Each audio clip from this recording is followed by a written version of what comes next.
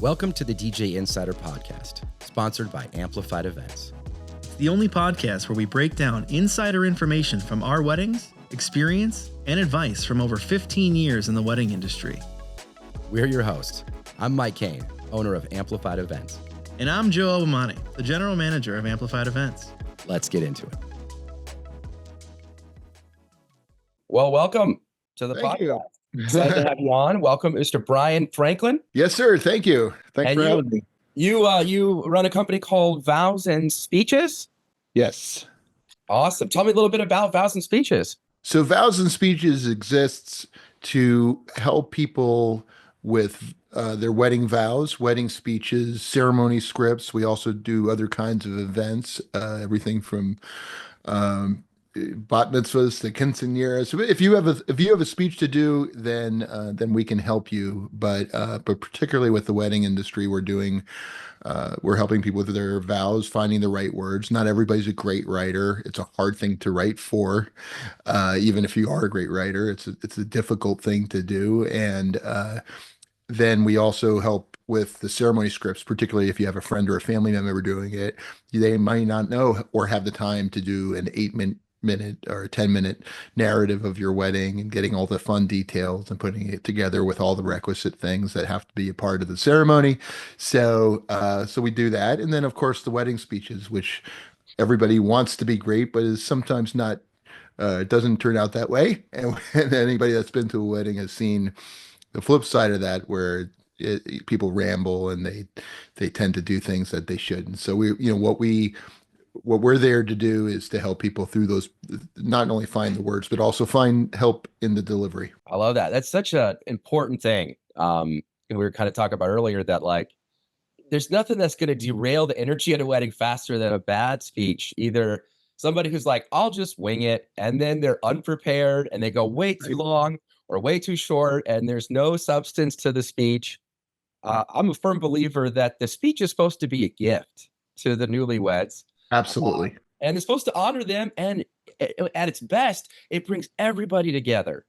It really is. Everything you do there has to elevate the wedding. It's supposed to elevate the wedding. And I think people make a mistake sometimes where they think, well, I have to speak from the heart, even if speaking from the heart is,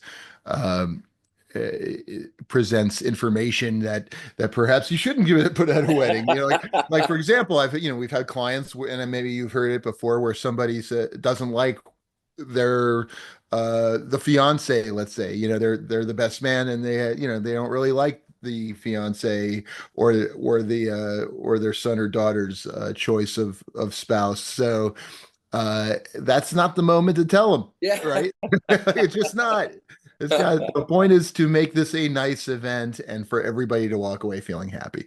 Yeah. And speak from the heart, to me, it doesn't mean you have to wing it. It's okay to prepare your feelings, your thoughts. And it sounds like you'll help people with that as part of Absolutely. Yeah. We do a full interview. It's an exhaustive 1-hour interview, usually, where we get into all types of details about your relationship. If we're talking about speech, it's the relationship that you have with both of the couple. But if it's the vows, it's not just how you met. It's also how you live together, how you laugh together, the things that drive each other nuts, but you see past. That's fun. The stuff that's not embarrassing, but the fun stuff, and what they have to put up with on your behalf, and the things that you're so glad that they accept and see past as part of the love. So that's, our job is to kind of dig out those stories. But speaking from the heart, you never want to wing it. Winging it, first of all, it's very difficult to know how long you're going when you're winging it, because you're busy thinking. But there are people that are brilliant at it, but generally speaking, you don't want to do it. You want to have it written out. And the other reason is, if it's written out and you've practiced it, then there's going to have a flow to it that doesn't happen when you're thinking about what to say next, or you've just read it for the first time, that kind of thing. So you want to have some fluency with it, and some muscle memory is really important. If you're a DJ, you speak all the time, and There are people that can speak on any topic extemporaneously without tripping over their words, but I'm not one of them, right? And most people aren't. And so you have to be able to practice what you're saying so that you don't have those weird pauses and you don't trip over it. And you identify that there are some words that when you put them next to each other, some people just can't say well. And that's part of the process. So I think our job, both in delivery coaching but in writing, is just to put the whole thing together so that it comes out magically for you. And that's really our mission. I love that. That's such a great mission, and it's so needed. It's just so needed.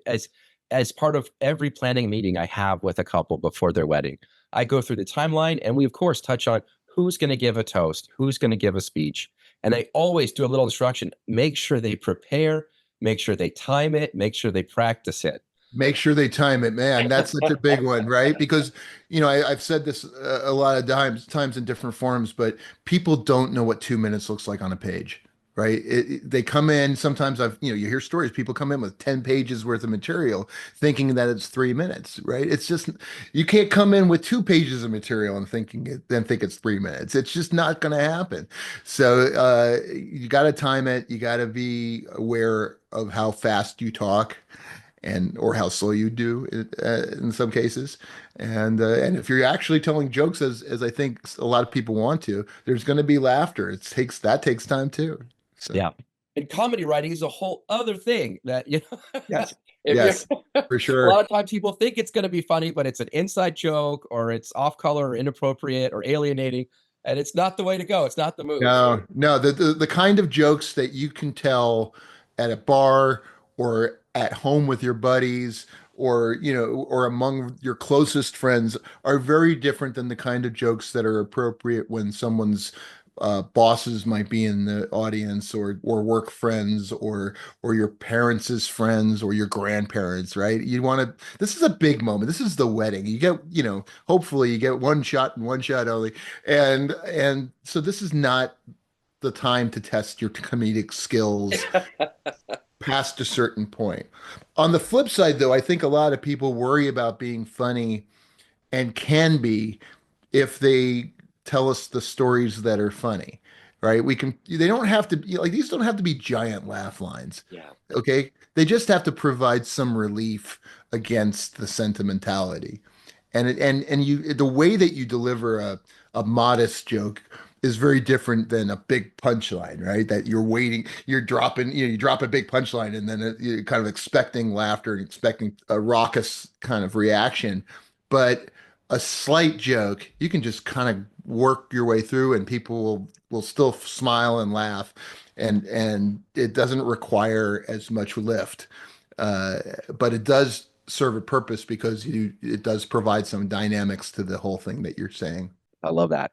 What do you love about this work that you do? I mean, it's kind of cool. You're writing and helping people pull out all the things that are important about this person to them and helping them organize that and helping them deliver that in the best way possible. That's got to be fun. What are the things that you What a enjoy great about question. I haven't gotten that question yet. I don't think I love listening to people's stories and I love discovering these, look, every couple has an origin story. There's certain patterns of behavior. You meet, you date, then maybe you move in together and then eventually you got engaged and now you're getting married.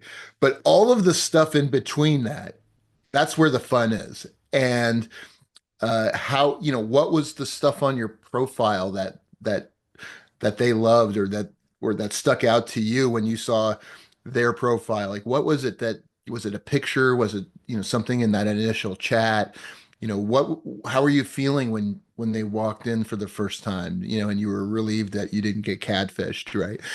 All of those little things that people describe, and they're also different. And even when they're not different, the things the ways that people navigate familiar topics are really fun to listen to, and they're fun to put together. And so part of it, I love the interview, but I also love that point where you've got an hour long interview, this transcript of it, and you're thinking to yourself, okay, well, where's the hook here? Like what's fun? What's the best part about this?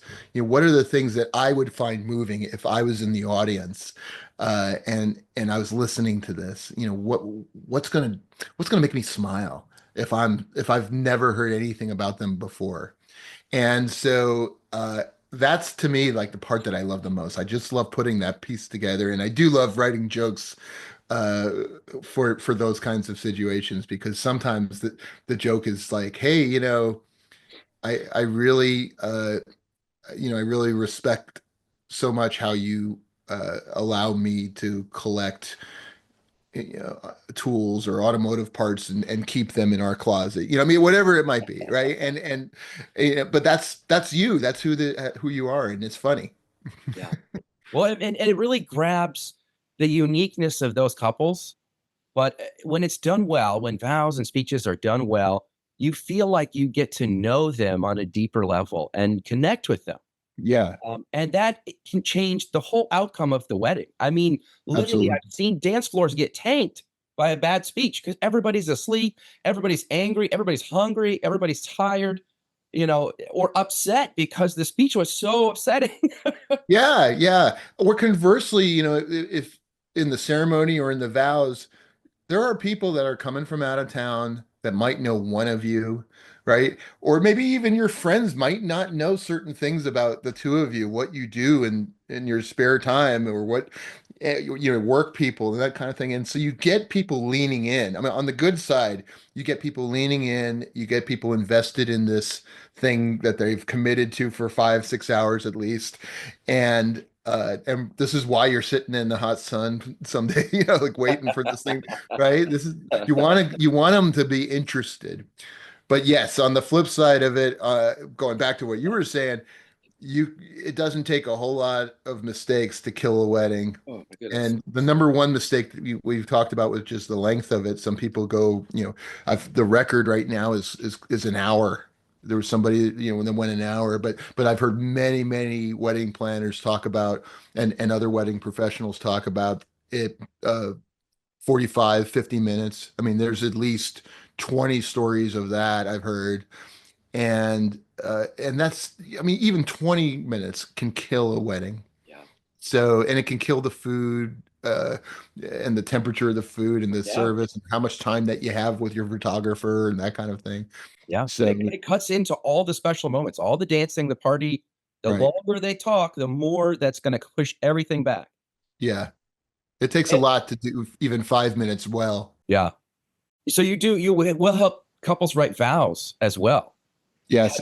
Have you had any moments that you were like, this is really sweet, this is very touching, or like, I don't know if I would have said that in the vows? I've had many, many moments where I have been totally, I mean, I'm a romantic. There's no question about it. When I listen to this stuff, I love it. There have been times where I've listened to it and I go, this is an interesting match. They don't, like he loves to play video games. And I'm like, do you play with him? Well, no, not really, but like you can kind of tell there's something there where there's like, oh, okay, well, good luck. But you learn that I think when you look at your own relationships and you look at other people's relationships, there are that's their relationship. Like what somehow it works for them, and many times you'll look at people and you go, maybe that wouldn't have been for me, but I'm glad you're happy, right?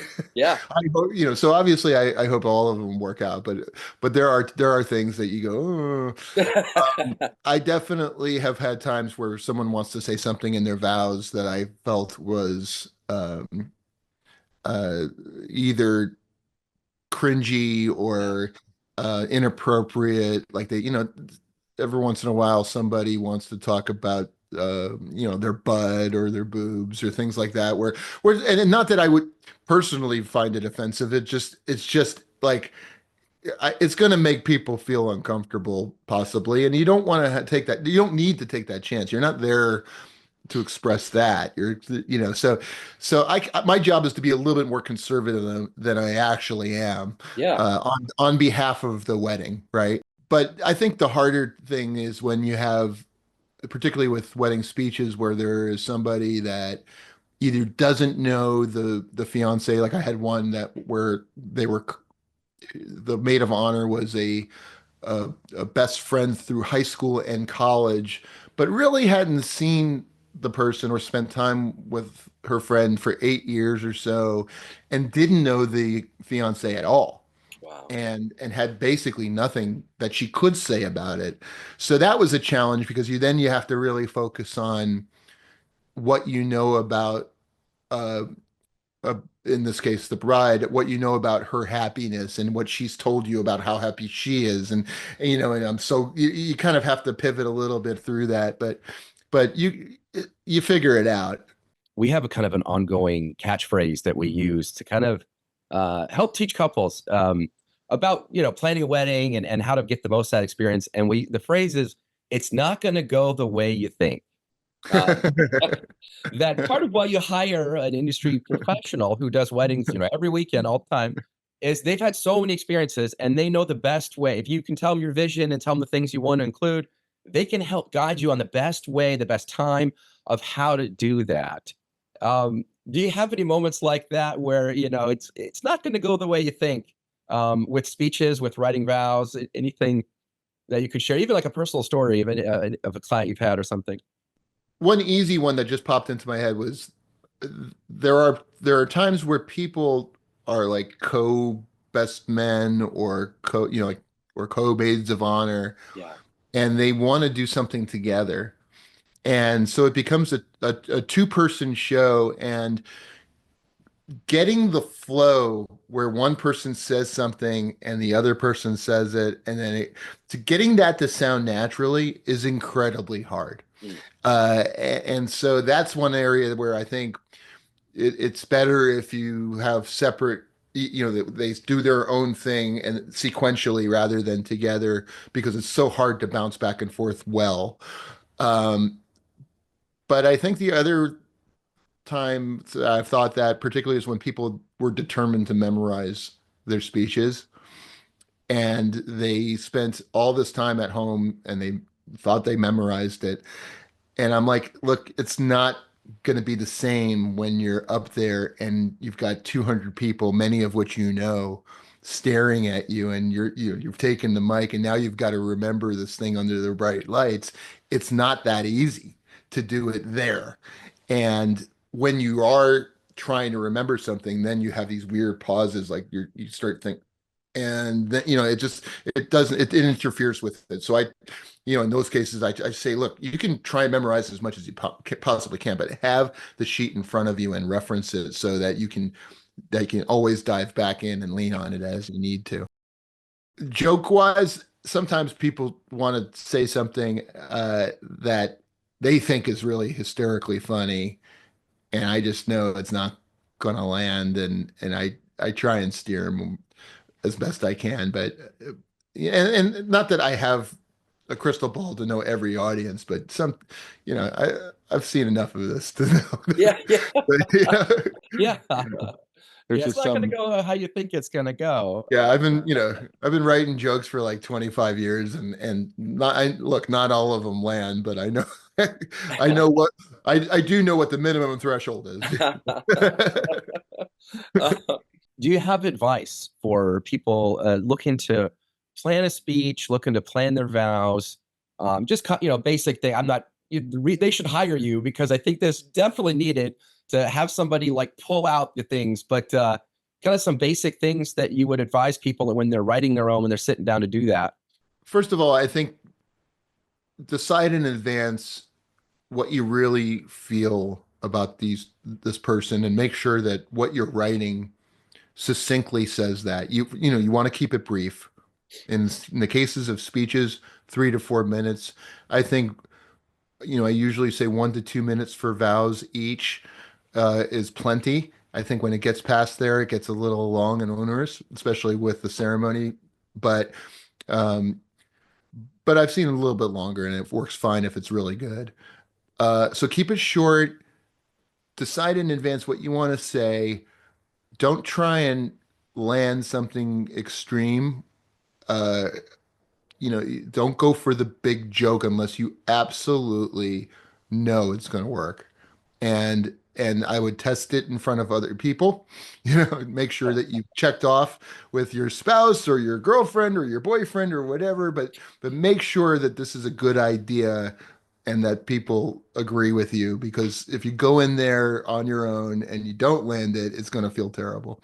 Yeah. Uh, make sure that there is no potential for doing harm. Of course, we talked about that, but have a closer. The closer is not doesn't have to be a joke, doesn't have to be eh, huge, but make sure that you're ending with some real honest, not some cliched meme of a statement. Like don't do the things that everybody has done before. And for the love of God, don't ever say "for those that don't know me." Yeah. Right? It is. That was my next one. Is what are the common mistakes? The You're common going to things be you should avoid. introduced. You're going to be introduced. One more thing, I get fluent enough with your copy. Do it in advance, far enough that you can practice it and concentrate on the tone. Because one of the things that people do when they're reading is they tend to have the same tone throughout the sentence, no matter what they're reading. And that's not how people talk. Yeah. When you're telling something funny, your voice comes up, your tone comes up, sometimes your volume, although that's not necessarily the case, but you show you lift up. And when you're saying something more sensitive and speaking from the heart, you say it a little slower, you say it a little softer in its tone, not necessarily a volume, but it can be. And maybe you come up a little closer to the mic, and that creates dynamics that keep people's attention uh, over the course and over 3 minutes. And 3 minutes is, getting people to pay attention to every word you're saying for 3 minutes is hard. So just do those things to create the dynamics that allow that to happen. I love that. Don't read off your phone. That's Don't it. read off your phone. That's good advice. I keep Is it adding okay one, but is yeah. it okay to print it off and have it like Absolutely. Yeah, it does. Yeah, you should print it off. You should have it in whatever you have, even if it's just a piece of paper. You should be able to read it in dim light around your navel. Mm. Okay. So that you're holding the mic, you have it kind of relaxed down where you don't want it like this, right? Of course. Um, but it's also age appropriate. I'm a little bit older. And so it needs to be a little further down and it needs to be a large enough font for me to read. And it might be so if it's indoors and it's at night, you can't guarantee there's going to be a ton of light there. So you got to be able to read it. Um, you don't want the phone for two reasons. One is you get that uplight like a Halloween, kind of flashlight thing. Looks terrible on photos, but it also on photos looks like you're like this, looking at your phone instead of talking. And it's also harder to track. Like it's just harder to see a small screen that's this big versus a piece of paper where the paragraphs are very well defined. Yeah. Well, I like paper too because then you can tell someone's got a long speech. They got a lot. It was like keep Yeah. it to one page, keep it short. Don't do it. Yeah. You know. Yeah. But to the extent that other wedding pros are listening to this or other DJs, I know that a lot of people will give this kind of guidance, um, but I think it's really, really important to start this conversation like early, Yeah. not just, not right before the wedding when people are already writing things, but to have this as part of the conversation in if not your initial consults, then shortly thereafter, because you want to budget for help if they want to get help, right? That's once, they want to make sure it's in the budget that they can hire somebody like me or somebody else or whatever, but get help. The other piece of it is that it gives them the opportunity to have these conversations well in advance with their friends and family or their officiant and allow those processes to happen the right way too. So I think it's just prioritizing this information well in advance, and also at a time where they can actually concentrate on it. I love that. Well, if couples or best man, maid of honor, people are looking to hire you, what's the best way they can get in touch and connect with you? Sure. I think the best way is to go to our website. It's vowsandspeeches.com, VOWSAND speeches, SPEECHES.com. And you'll find my email and my phone number. You can call me. You can set up an appointment right there. Text me, whatever it is. You can find us on Instagram at vowsandspeeches.com. But just reach out. We can have a conversation about what you're looking for and how we can help.